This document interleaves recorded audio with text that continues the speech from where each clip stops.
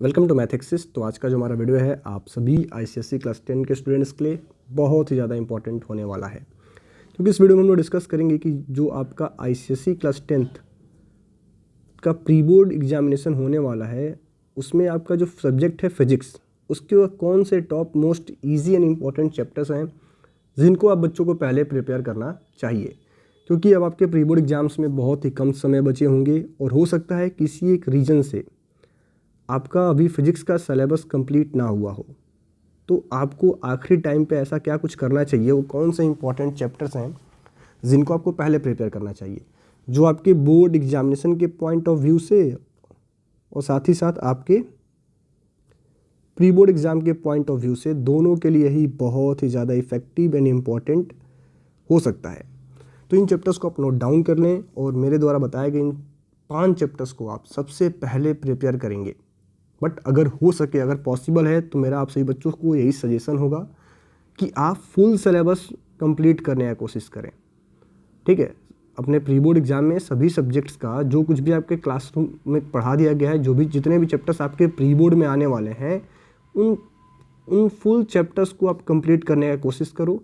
But अगर किसी reason से आप नहीं कर पा रहे हो तो आप इन चैप्टर्स को इम्पोर्टेंस दे सकते हैं। तो पहला जो आपका फिजिक्स का चैप्टर है वो है आपका फोर्स, इसको आप करेंगे प्रिपेयर। दूसरे नंबर पे आपका सब चैप्टर आता है रिफ्रैक्शन ऑफ लाइट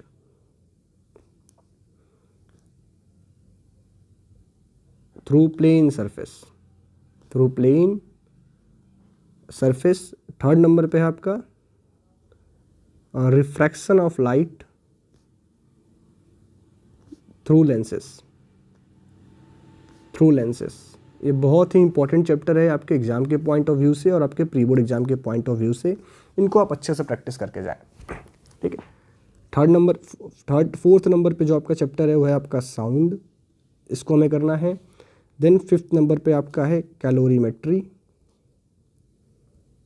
और 6th नंबर पे आपका रेडियो एक्टिविटी।